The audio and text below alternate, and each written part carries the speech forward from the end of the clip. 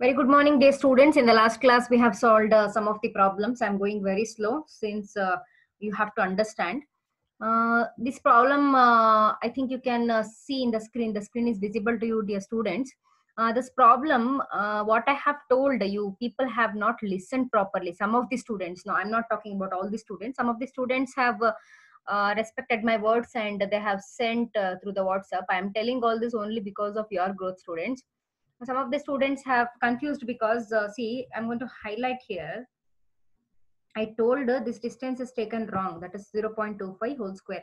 We are taking half of the distance from OA and OB, right? So we have to divide 0.25 by 2 so that we will get 0.0125 have to be put here so that you will get the proper answer. That's what I was trying to tell you. So after doing all that correction, you will get 2.3 something 10 raised to 8 or 9 nano per 8 nano or coulomb, something like that. So please just check out once again. I'm not going to repeat. So let us go to the next problem. Let me read the problem. A system has two charges. A system has two charges. QA is equals to 2.5 into 10 raised to minus 7 coulomb and QB is equals to minus 2.5 into 10 raised to minus 7 coulomb. So we can assume that probably it's a dipole because equal and opposite charges here.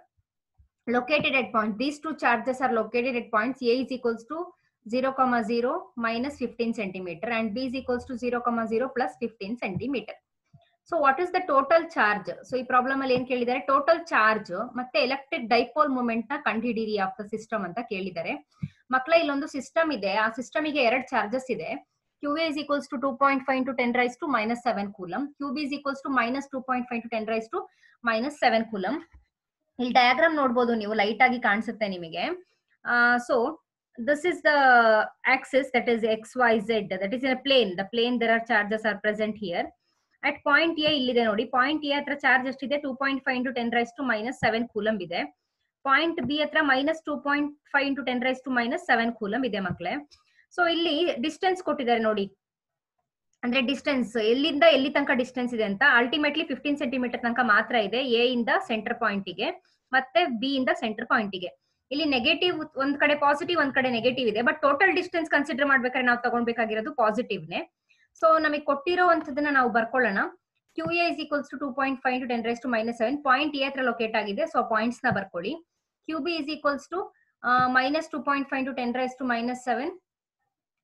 Points ಬರ್ಕೊಳ್ಳಿ ಮತ್ತೆ 0, 0 plus 15 centimetre.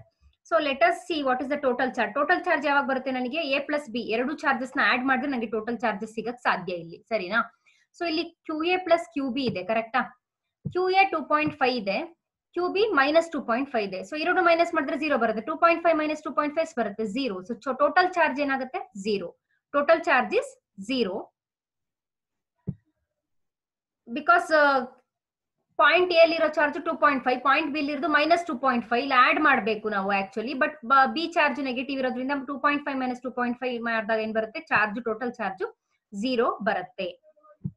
Next ಏನ್ ಮಾಡಕ್ ಹೇಳಿದ್ದಾರೆ, electric dipole ನ ಕಂಡುಹಿಡಿಯಕ್ಕೆ ಹೇಳಿದ್ದಾರೆ. So P is equals to Q into AB. So dipole moment ಅಂತ ಹೇಳಿದ್ರೆ ನಾನು ನಿಮಗೆ ಹೇಳಿದ್ದೆ, product of either of the any of the charge into the perpendicular distance ಅಂತ. ಈ ಪರ್ಪೆಂಡಿಕ್ಯುಲರ್ ಡಿಸ್ಟೆನ್ಸ್ ಯಾವಾಗುತ್ತೆ, ನಮ್ದು ಪ್ರೆಸೆಂಟ್ ಇದರಲ್ಲಿ AB is the perpendicular distance, straight perpendicular distance AB ಆಗುತ್ತೆ.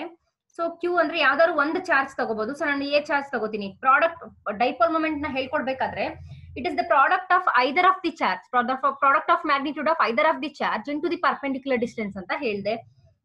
ಸೊ ಯಾವ್ದಾದ್ರು ಒಂದು ಚಾರ್ಜ್ ನ ಕನ್ಸಿಡರ್ ಮಾಡ್ಕೊಳ್ಳಿ, that is Q into AB. AB total distance 30 centimetre ಆಗುತ್ತೆ. ಸೆಂಟಿಮೀಟರ್ ಅಲ್ಲೇ ಕೊಟ್ಟಿರೋದಲ್ವಾ ಇಲ್ಲಿ ಪಾಯಿಂಟ್ಸ್ ನ.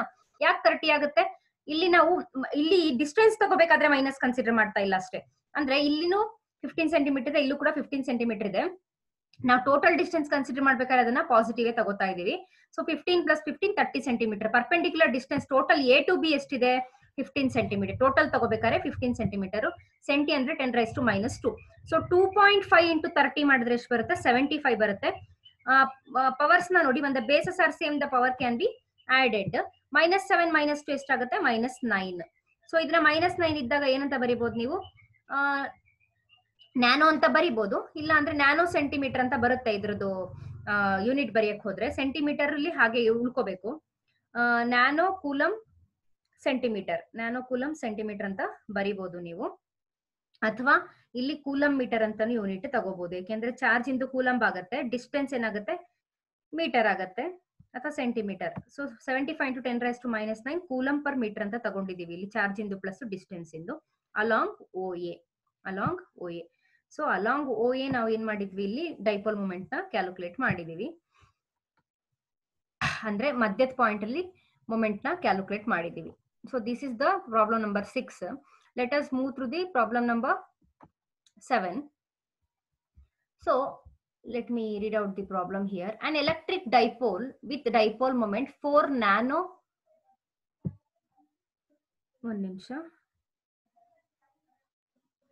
4 nano coulomb meter anta, okay na, 4 nano coulomb meter is aligned at 30 degree,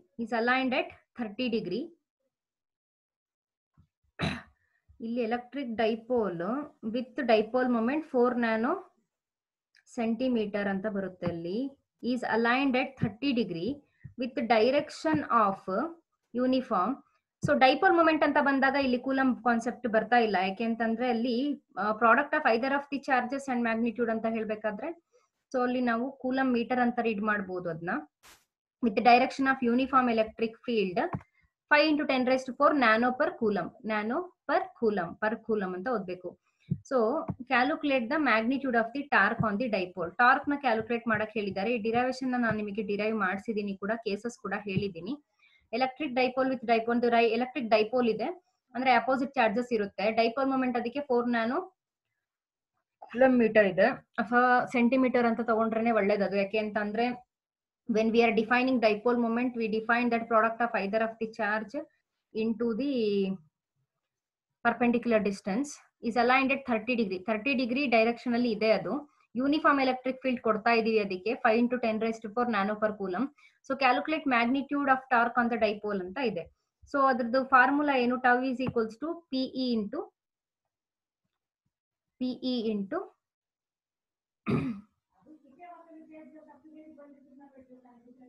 tau is equals to PE into sin θ ಬರುತ್ತೆ. ಇಲ್ಲಿ P ಅಂತಂದ್ರೆ dipole moment ಅಂತ ಕೇಳಿರೋದು. So 4 × 10⁻⁻⁹ ಅಂತ ತಗೊಂಡಿದೀವಿ. ಇಲ್ಲಿ ಎಲೆಕ್ಟ್ರಿಕ್ ಫೀಲ್ಡ್ ಎಷ್ಟಿದೆ 5 × 10⁻⁴. ಅದನ್ನ ಬ್ರಾಕೆಟ್ ಒಳಗೆ ಬರಿಬೇಕಂತ ಏನಿಲ್ಲ, ಜಸ್ಟ್ ಬ್ರಾಕೆಟ್ ಹಾಕಿದ್ದಾರೆ. ಎಲೆಕ್ಟ್ರಿಕ್ ಫೀಲ್ಡ್ ಮತ್ತೆ ಡೈಪೋಲ್ ಮೊಮೆಂಟ್ ನ ಬರ್ಕೊಳ್ಳಿ ಮಕ್ಕಳೇ. sin θ ಎಷ್ಟು ಕೊಟ್ಟಿದ್ದಾರೆ, sin 30 ಡಿಗ್ರಿ. θ ಅಂದ್ರೆ 30 ಡಿಗ್ರಿ. ಎಷ್ಟು ಡೈರೆಕ್ಷನ್ ಅಲೈನ್ ಆಗಿದೆ, ಅದು 30 ಡಿಗ್ರಿ ಅಲೈನ್ ಆಗಿದೆ. ಅದಕ್ಕಿಂತ ಮುಂಚೆ ಪ್ರಾಬ್ಲಮ್ ಅಲ್ಲಿ ಏನೇನ್ ಕೊಟ್ಟಿದ್ದಾರೆ, ಡೈಪೋಲ್ ಮೊಮೆಂಟ್ ಬರ್ಕೊಳ್ಳಿ, ಆಂಗಲ್ ಬರ್ಕೊಳ್ಳಿ, ಎಲೆಕ್ಟ್ರಿಕ್ ಫೀಲ್ಡ್ ಬರ್ಕೊಳ್ಳಿ, ಮತ್ತೆ ಟೌ ನ ಕ್ಯಾಲ್ಕುಲೇಟ್ ಮಾಡಕ್ ಹೇಳಿದ್ರೆ ಅದನ್ನ ಕ್ವಶನ್ ಮಾರ್ಕ್ ಹಾಕೊಳ್ಳಿ. ಸೊ ನೆಕ್ಸ್ಟ್ ಇಲ್ಲಿ ನೋಡಿ, 4 × 10⁻⁻⁹ ಅದು ಡೈಪೋಲ್ ಮೊಮೆಂಟ್, ಎಲೆಕ್ಟ್ರಿಕ್ ಫೀಲ್ಡ್ ಇದು sin 30 ಡಿಗ್ರಿ. ಸೊ ಇಲ್ಲಿ 4 × 5 ಎಷ್ಟಾಗುತ್ತೆ 20 ಆಗುತ್ತೆ. 10⁻⁻⁹ 10⁻⁻4 bases are same, power can be added. So -9 + 4 20 × 10⁻⁻5.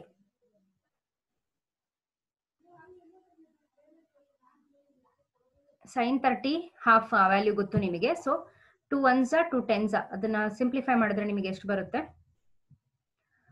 10 × 10⁻⁻5. So ಟೌದು ನಿಮಗೆ ಯೂನಿಟ್ ಗೊತ್ತು. ಇಲ್ಲಿ ಎನ್ ಅಂದ್ರೆ ನ್ಯೂಟನ್ ಮೀಟರ್. ಸೊ ಅದ್ರದ್ದು value that is force into perpendicular distance ಅಂತ ಹೇಳ್ತಾರೆ. So tau is equals to ಅದನ್ನ ಪವರ್ಸ್ ಇಲ್ಲಿ 10⁻+1 ಇದೆ, base are same, power can be added. +1 -5 ಅಂದ್ರೆ -4 ಉಳ್ಕೊಳ್ಳುತ್ತೆ. ಸೊ ನಾವು ಟೌನ ಕ್ಯಾಲ್ಕುಲೇಟ್ ಮಾಡಿದ್ವಿ, ಅದೆಷ್ಟು ಬರುತ್ತೆ 10⁻⁻4 ನ್ಯೂಟನ್ ಮೀಟರ್ ಬರುತ್ತೆ. ಓಕೆನಾ.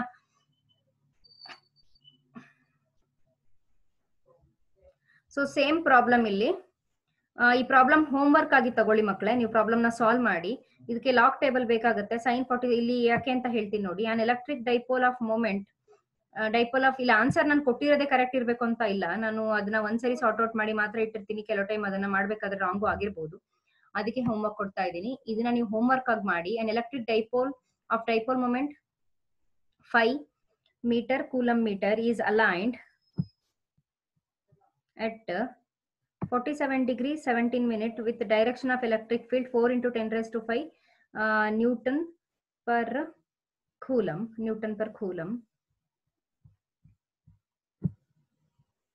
per coulomb. So find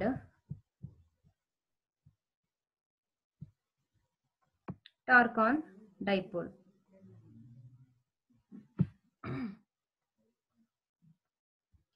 ಇದಕ್ಕೆ ಸೇಮ್ ಫಾರ್ಮುಲಾ ಹಾಕೊಳ್ಳಿ. ಕೆಲವುದು ಪ್ರಾಬ್ಲಮ್ಸ್ ಅಲ್ಲಿ ಮಾಡ್ಬೇಕಾದ್ರೆ ಅದು ರಾಂಗ್ ಇರ್ಬೋದು, ನೀವು ಕೂಡ ಐಡೆಂಟಿಫೈ ಮಾಡಿ ಮಕ್ಕಳೇ. ಆನ್ಲೈನ್ ಅಲ್ಲಿ ಎಷ್ಟೇ ಇದ್ದಾಗ ನಾನು ನಿಮಗೆ ಕನ್ವೆ ಮಾಡಕ್ ಹೋದಾಗ ತುಂಬಾ ಪ್ರಾಬ್ಲಮ್ ಆಗತ್ತೆ ಅದು. ಇಲ್ಲಿ ಯೂನಿಟ್ಸ್ ಗಳನ್ನ ಕೆಲವು ಕಡೆ ನಾನು ನೋಡಿದೀನಿ ಟೆಕ್ಸ್ಟ್ ಬುಕ್ ಕೂಡ, ಬಟ್ ನಿಮಗೆ ಯಾಕೆ ಈ ಪ್ರಾಬ್ಲಮ್ಸ್ ನೇ ಮಾಡಿಸ್ತಾರೆ, ಟೆಕ್ಸ್ಟ್ ಬುಕ್ ಇಂದಾನೆ ಆಯ್ದುಕೊಂಡು ಕೆಲವು ಕಡೆ ಸೆಲೆಕ್ಟ್ ಮಾಡಿ ಮಾಡ್ತಿರೋ ಪ್ರಾಬ್ಲಮ್ಸ್ ಇದು. ಬಟ್ ಇಲ್ಲಿ ಎಲೆಕ್ಟ್ರಿಕ್ ಫೀಲ್ಡ್ ಇಂದು ಹೇಳ್ಬೇಕಾದ್ರೆ ಇಲ್ಲಿ ನ್ಯೂಟನ್ ಅಂತ ತಗೊಂಡಿರೋದು ಯೂನಿಟ್ ಸರಿನಾ ತಪ್ಪಾ ಅಂತ ನೀವೇ ಅನಲೈಸ್ ಮಾಡಿ. ಅದ ನ್ಯೂಟನ್ ಅಥವಾ ನ್ಯಾನೋನ ಅಂತ ನೀವು ನೋಡ್ಕೊಂಡು ಸಾಲ್ವ್ ಮಾಡಿ. So find torque on the dipole ಅಂತ ಇದೆ. ನಾನು ಯಾಕೆ ಇದನ್ನ ನಿಮಗೆ ಹೋಮ್ವರ್ಕ್ ಕೊಡ್ತಾ ಇದ್ದೀನಿ ಅಂತ ಅಂದ್ರೆ, so you have to see that 47 degree 17 minute ಇಂದ ಲಾಗ್ ಟೇಬಲ್. ನೀವು ಸೆಕೆಂಡ್ ಇಯರ್ ಸ್ಟೂಡೆಂಟ್ಸ್ ಆಗಿರೋದ್ರಿಂದ ನಿಮಗೆ ಅದನ್ನ ನೋಡಕ್ಕೆ ಗೊತ್ತು ಅಂತ ಅನ್ಕೊಂಡಿದೀನಿ. ಗೊತ್ತಾಗಿಲ್ಲ ಅಂದ್ರೆ ಮತ್ತೆ ನಾನು ಆಫ್ಲೈನ್ ಕ್ಲಾಸ್ ಸ್ಟಾರ್ಟ್ ಆದಾಗ ನಿಮಗೆ ಹೇಳ್ಕೊಡ್ತೀನಿ ಅದನ್ನ, ಅಥವಾ ನೀವು ಯಾವ್ದಾದ್ರು ಕಾಲ್ ಮಾಡಿ ಕೇಳಿದ್ರೆ ನಾನು ಹೇಳ್ಕೊಡ್ತೀನಿ. ತುಂಬಾನೇ easy. So you have to solve this problem. So next polythene ಒಂದು ಪ್ರಾಬ್ಲಮ್ ನಂಬರ್ 9 ನೋಡ್ಬಿಡೋಣ. ಪಾಲಿಥೀನ್ ಪೀಸ್ ಇದೆ ಒಂದು, ಅದನ್ನ ಊಲ್ ಜೊತೆ ರಬ್ ಮಾಡ್ತಾ ಇದ್ದಾರೆ. Is found to have negative charge. Polythene ಪೀಸಿಗೆ ಎಷ್ಟು ನೆಗೆಟಿವ್ ಚಾರ್ಜ್ ಇದೆ ಅಂದ್ರೆ 3 × 10⁻⁷ ಕೂಲಂಬ್ ಅಷ್ಟು ನೆಗೆಟಿವ್ ಚಾರ್ಜ್ ಇದೆ. 3 × 10⁻⁷ ಕೂಲಂಬ್ ನೆಗೆಟಿವ್ ಚಾರ್ಜ್ ಯಾವ್ದಿಗೆ ಪಾಲಿಥೀನ್ ಪೀಸಿಗೆ. ಅದನ್ನ ಯಾವ ಜೊತೆ ರಬ್ ಮಾಡ್ತಾ ಇದ್ದಾರೆ, ಊಲ್ ಜೊತೆ ರಬ್ ಮಾಡ್ತಾ ಇದ್ದಾರೆ. ಸೊ ಹಾಗಿದ್ರೆ estimate number of electron transfer from which to which, ಯಾವ್ದ್ರಿಂದ ಯಾವ್ದಕ್ಕೆ ಅಂದ್ರೆ ಪಾಲಿಥೀನ್ ಇಂದ ಊಲಿಗ ಅಥವಾ ಊಲಿಗ್ ಪಾಲಿಥೀನಿಗೆ ಯಾವ್ದ್ರಿಂದ ಯಾವ್ದಕ್ಕೆ ಎಷ್ಟು ಎಲೆಕ್ಟ್ರಾನ್ ಟ್ರಾನ್ಸ್ಫರ್ ಆಗಿದೆ, ಯಾವ್ದ್ರಿಂದ ಯಾವ್ದಕ್ಕೆ ಎಷ್ಟು ಎಲೆಕ್ಟ್ರಾನ್ ಟ್ರಾನ್ಸ್ಫರ್ ಆಗಿದೆ ಅಂತ ಕಂಡುಹಿಡಿಬೇಕು. ಮತ್ತೆ is there transfer of mass from wool to polythene, mass transfer ಆಗ್ತಾ ಇದೆಯಾ ಊಲ್ ಟು ಪಾಲಿಥೀನ್, ಊಲಿಂದ ಪಾಲಿಥೀನಿಗೆ ಮಾಸ್ ಟ್ರಾನ್ಸ್ಫರ್ ಆಗ್ತಿದ್ಯಾ ಅಂತ ಕಂಡುಹಿಡಿರಿ. ಮತ್ತೆ ಯಾವ್ದ್ರಿಂದ ಯಾವ್ದಕ್ಕೆ ಎಷ್ಟು ಎಲೆಕ್ಟ್ರಾನ್ಸ್ ಮೂವ್ ಆಗ್ತಾ ಇದೆ ಅಂತ ಕಂಡುಹಿಡಿರಿ ಅಂತ. ಸೊ ಪಾರ್ಟ್ ನಂಬರ್ 1 ತಗೊಳ್ಳೋಣ. Electrons transferred from wool to polythene, electron transferred from wool to polythene ತಗೊಂಡ್ರೆ Q is equals to N into E. N is equals to 1 2 3 number ತಗೋತೀವಿ. Number of electrons here, N is equals to number of electrons here. So ನನಗೆ ಬೇಕಾಗಿರೋದು number of electrons ಆಗಿರೋದ್ರೆ E is the charge of the electron, Q is the charge here. ಇಲ್ಲಿ N ಅಂದ್ರೆ number of electrons. So ಅದನ್ನ ನಾವು ಅದೇ ಬೇಕಾಗಿರೋದ್ರಿಂದ equation ನ alter ಮಾಡ್ಕೊಂಡು N is equals to Q/E ಅಂತ ತಗೊಂಡಿದೀವಿ. Q ಅಂದ್ರೆ ಆಲ್ರೆಡಿ ಪಾಲಿಥೀನ್ ಚಾರ್ಜ್, ಅದು 3 × 10⁻⁷. ಎಲೆಕ್ಟ್ರಾನ್ ಚಾರ್ಜ್ ಗೊತ್ತು ನಿಮಗೆ 1.6 × 10⁻⁻19 ಕೂಲಂಬ್ ಬರುತ್ತೆ. ಸೊ ಇಲ್ಲಿ ಎರಡು ಕಡೆ ಕೂಲಂಬ್ ಬರೋದ್ರಿಂದ ನೋಡಿ, ನ್ಯೂಮರೇಟರ್ ಅಲ್ಲೂ ಕೂಲಂಬ್ ಬರುತ್ತೆ, ಡಿನಾಮಿನೇಟರ್ ಅಲ್ಲೂ ಕೂಲಂಬ್ ಬರುತ್ತೆ. ಎರಡು ಕೂಡ ಕೂಲಂಬ್ ಎಲ್ಲೋಯ್ತು ಮ್ಯಾಮ್ ಕೂಲಂಬ್ ಅಂತ ಹೇಳಿದ್ರೆ ನಾನು ನಿಮಗೆ ಹೇಳಿ ತೋರಿಸ್ತಾ ಇದ್ದೀನಿ. ಇಲ್ಲಿ ಕೂಲಂಬ್ ಇರುತ್ತೆ, ಇಲ್ಲೂ ಕೂಡ ಕೂಲಂಬ್ ಇದೆ, ಎರಡು ಕೂಡ ಕ್ಯಾನ್ಸಲ್ ಆಗುತ್ತೆ, ಅದಕ್ಕೆ ಅದನ್ನ ಬರ್ದಿಲ್ಲ. ಸೊ ನಂಬರ್ ಆಫ್ ಎಲೆಕ್ಟ್ರಾನ್ಸ್ ಎಷ್ಟು ಬರುತ್ತೆ ಅಂತ ಅಂದ್ರೆ 1.87 × 10⁻12. ಊಲಿಂದ ಪಾಲಿಥೀನಿಗೆ 1.87 × 10⁻12 ನಂಬರ್ ಆಫ್ ಎಲೆಕ್ಟ್ರಾನ್ಸ್ ಟ್ರಾನ್ಸ್ಫರ್ ಆಗ್ತಾ ಇದೆ. ಪಾರ್ಟ್ ಬಿ ಅಲ್ಲಿ ಏನ್ ಕ್ವಶನ್ ಅಂದ್ರೆ, ನಾವು is the transfer of mass ಆಗ್ತಾ ಇದೆಯಾ ಊಲ್ ಟು ಪಾಲಿಥೀನ್ ಅಂದಾಗ, mass is transfer to polythene ಅಂತ ತಗೊಂಡಾಗ ಫಾರ್ಮುಲಾ ಮಾಸ್ ಕ್ಯಾಲ್ಕುಲೇಟ್ ಮಾಡಬೇಕು. ನಾನು ಮಾಸ್ ಕ್ಯಾಲ್ಕುಲೇಟ್ ಮಾಡ್ಬೇಕಾದ್ರೆ N × M × E electron mass ನ ಮತ್ತೆ ನಾನು ಕನ್ಸಿಡರ್ ಮಾಡ್ಕೋಬೇಕಾಗತ್ತೆ. M is equals, M ಅಂದ್ರೆ ಇಲ್ಲಿ ಮಾಸ್, N ಅಂದ್ರೆ ನಂಗೆ ನಂಬರ್ ಆಫ್ ಎಲೆಕ್ಟ್ರಾನ್ಸ್ ಎಷ್ಟಿದೆ ಇಂಟು ಮಾಸ್ ಮಾಡಿದ್ರೆ ನನಗೆ ಎಷ್ಟು ಮಾಸ್ ಟ್ರಾನ್ಸ್ಫರ್ ಆಗಿದೆ ಸಿಗುತ್ತೆ ಮಕ್ಕಳು. ಈಸಿ ಇದು ಈಸಿ ಕ್ವಶನ್ ಇರೋದು, ಫಾರ್ಮುಲಾ ಕೂಡ ಈಸಿನೇ. 1.87 × 10⁻² ಸಾರಿ, ಇಲ್ಲಿ ಬರಿಬೇಕಾದ್ರೆ ರಾಂಗ್ ಆಗಿದೆ, 10⁻12 ನೀವು ನೋಡ್ಕೊಳ್ಳಿ. ಸೊ ಎಷ್ಟು ಇಲ್ಲಿ ನಂಬರ್ ಎಷ್ಟು ಬರುತ್ತೆ ಅಂತ ನಾನೇ ಹೇಳ್ಬಿಡ್ತೀನಿ ನಿಮಗೆ. ಜಾಸ್ತಿ ಬರುತ್ತೆ ಇಲ್ಲಿ ಮೇಲ್ಗಡೆ 10⁻⁻7 ಇದೆ, ಬರ್ಕೊಂಡಿಲ್ಲ ಇಲ್ಲಿ ಬರಿಬೇಕಾದ್ರೆ. 10⁻⁻7 ಹಾಕೊಳ್ಳಿ, ಇಲ್ಲಿ ನಾನು ಹೇಳ್ಬೇಕಾದ್ರೆ ಕರೆಕ್ಟ್ ಆಗಿ ಕೇಳಿಸ್ಕೊಳ್ಳಿ. 10⁻⁻7 ನ್ಯೂಮರೇಟರ್ ಅಲ್ಲಿ ಇದೆ ಮಕ್ಕಳೇ. ಈ 10⁻⁻19 ಡಿನಾಮಿನೇಟರ್ ಅಲ್ಲಿ ಇರೋದು ಮೇಲ್ಗಡೆ ಹೋದ್ರೆ +19 ಆಗುತ್ತೆ. 19 - 7 ಮಾಡಿದಾಗ 12 ಆಗುತ್ತೆ. ಸೊ ಇಲ್ಲಿ ಮಾಡಿರೋದು ಕರೆಕ್ಟ್ ಇದೆ, ಬರಿಬೇಕಾದ್ರೆ ರಾಂಗ್ ಬರ್ದಿದ್ದಾರೆ. -7 ಬರಿಬೇಕು ನೋಡಿ, ಕ್ವಶನ್ ನೋಡ್ಕೊಳ್ಳಿ.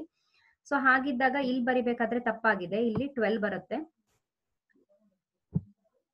ನಂಬರ್ ಆಫ್ ಎಲೆಕ್ಟ್ರಾನ್ಸ್ ಎಷ್ಟು ಉಳ್ಕೊಳ್ಳುತ್ತೆ ಮಕ್ಕಳೇ, 1.87 × 10⁻12 ನಂಬರ್ ಆಫ್ ಎಲೆಕ್ಟ್ರಾನ್ಸ್ ಉಳ್ಕೊಳ್ಳುತ್ತೆ. ನೋಡಿ ಸ್ವಲ್ಪ ಕೆಲವು ಮಿಸ್ಟೇಕ್ಸ್ ಇರುತ್ತೆ, ಇಲ್ಲಿ ಮೈನಸ್ ಹಾಕೋಬೇಕಿತ್ತು, ಹಾಕೊಂಡಿಲ್ಲ. ಸಾಲ್ವ್ ಮಾಡಿದಾಗ ನಿಮಗೆ ಗೊತ್ತಾಗುತ್ತೆ, ಎಲ್ಲಾನು ಸ್ಪೂನ್ ಫೀಡಿಂಗ್ ಮಾಡಬೇಕು ಅಂತ ಇಲ್ಲ ಅಲ್ವಾ.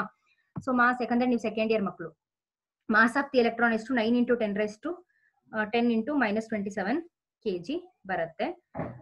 ಸೊ 27 ಅಲ್ಲಿ 2 ಇದು 27, ಕನ್ಫ್ಯೂಸ್ ಮಾಡ್ಕೋಬೇಡಿ, ಬರಿಬೇಕಾದ್ರೆ ಬರ್ದಿರೋದು 27.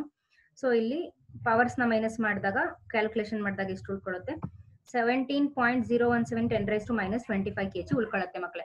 ಸೊ ಅಷ್ಟು ಮಾಸು ಊಲ್ ಟು ಪಾಲಿಥೀನ್ ಟ್ರಾನ್ಸ್ಫರ್ ಆಗಿದೆ ಅಂತ ಅರ್ಥ. So we have solved the 9 problems, 9th problem. Next problem ಏನು ಅಂತ ನೋಡೋಣ, but it is quite big, so let us see in the next class these kind of similar problems. So I will end up here at this point. So let us study rest of the things in the next classes. Actually ನಾನು ಪ್ರಾಬ್ಲಮ್ಸ್ನ solve ಮಾಡಿಸ್ಬೇಕಾದ್ರೆ ಎಷ್ಟು ಬೇಕಿದ್ರು solve ಮಾಡಿಸ್ಬೋದು ಮಕ್ಕಳೇ, but present situation ನೋಡಿಕೊಂಡು ನಾನು concepts ಮೇಲೆ solve ಮಾಡಿಸ್ತಾ ಹೋಗ್ತೀನಿ. ಒಂದು ಲೆಸನ್ ಅಲ್ಲಿ 100 ಪ್ರಾಬ್ಲಮ್ಸ್ ಆದ್ರೂ ತೆಗಿಬಹುದು, 200 ಪ್ರಾಬ್ಲಮ್ಸ್ ಆದ್ರೂ ತೆಗಿಬಹುದು, 50 ತೆಗಿಬಹುದು, 30 ತೆಗೆದು ಮಾಡಿಸ್ಬೋದು. ಸೊ ನಿಮಗೆ ಎಷ್ಟು ಇಂಪಾರ್ಟೆಂಟ್ ಆಗುತ್ತೋ, ನಿಮಗೆ ಬರೀ ಸಿಲೆಬಸ್ ವೈಸ್ ಅಂತ ನೋಡೋಕ್ಕಾಗಲ್ಲ, ಕೆಲವು ಕಡೆ ನಿಮ್ ನಾಲೆಡ್ಜ್ ಇನ್ಕ್ರೀಸ್ ಆಗ್ಬೇಕಾಗುತ್ತೆ, ಅದನ್ನ ನೋಡ್ಕೊಂಡು ನಾನು ಸಾಲ್ವ್ ಮಾಡ್ತೀನಿ. ಈ ನ್ಯೂಮರಿಕಲ್ ಸ್ವಲ್ಪ ಮಿಸ್ಟೇಕ್ಸ್ ಇದ್ದಾಗ್ಲೇ ನಾನು ನಿಮಗೆ ಹಾಕಿದ್ದೀನಿ ಅಂತ ಅಂದ್ರೆ ನೀವು ಅದನ್ನ ನೋಡ್ಲಿ, ಅಬ್ಸರ್ವ್ ಮಾಡ್ಲಿ ಅಂತ. ಎಷ್ಟು ಮಟ್ಟಿಗೆ ನೀವು ಅಬ್ಸರ್ವ್ ಮಾಡ್ಬಿಟ್ಟು ನನಗೆ ಹೇಳ್ತೀರಾ ಅಂತ. ಅವತ್ತೊಂದಿನ ಸ್ಟೂಡೆಂಟ್ ನಾನು ಕೂಲಂಬ್ ಬದಲು ಸೆಂಟಿಮೀಟರ್ ಹೇಳ್ಬಿಟ್ಟೆ, ಅವಾಗ ನನಗೆ ಹೇಳಿದ್ರು ಮ್ಯಾಮ್ ಈ ತರ, ಅಂದ್ರೆ ಅವ್ರು ಬಂದು ಹೇಳ್ತಿದ್ದಾರೆ ಅಂತ ಅಂದಾಗ ಕಾನ್ಸಂಟ್ರೇಷನ್ ಅಷ್ಟಿದೆ ಅಂತ ಗೊತ್ತಾಗುತ್ತೆ ನನಗೆ. ಸೊ ಇಲ್ಲಿ ಮಿಸ್ಟೇಕ್ಸ್ ಇದ್ದಾಗ ನೀವು ಫೋನ್ ಮಾಡಿ ಹೇಳಿದ್ರೆ ಅಟ್ಲೀಸ್ಟ್ ನೀವು ಕಾನ್ಸಂಟ್ರೇಟ್ ಮಾಡ್ತಾ ಇದ್ದೀರಾ ಅಂತ ನನಗೂ ಕೂಡ ಖುಷಿ ಆಗುತ್ತೆ. So please go through the problems and solve the problems here. Let me stop at this point, dear students. We'll continue rest of the things in the next class. ನಾನು ಒಂದು ಪ್ರಾಬ್ಲಮ್ ನ ಹೋಮ್ ವರ್ಕ್ ಅಂತ ಕೊಟ್ಟಿರೋದು, ನೀವು actually slide ಅಲ್ಲಿ ನೋಡ್ಕೊಂಡಲ್ಲೇ ಆ problem ನ ಬರ್ಕೊಂಡು ನೀವು ಸ್ವತಃ ಸಾಲ್ವ್ ಮಾಡಿ. ಯಾಕಂದ್ರೆ ಇಲ್ಲೇ ಕೊಟ್ಟಿರೋದು ಆನ್ಸರ್ ಸರಿ ಇರಬೇಕು ಅಂತಲ್ಲ, ಪ್ರಾಬ್ಲಮ್ಸ್ ಒಂದೊಂದ್ಸರಿ ತುಂಬಾನೇ ರಾಂಗ್ ಆಗಿರುತ್ತೆ. ನೀವೇ ಬರ್ಕೊಂಡು ಸಾಲ್ವ್ ಮಾಡಿ ಯಾವ ಪ್ರಾಬ್ಲಮ್ ನ ಹೋಮ್ ವರ್ಕ್ ಅಂತ ಹೇಳಿದೀನಿ ಅಂತ. So let me stop at this point, dear students. Thank you.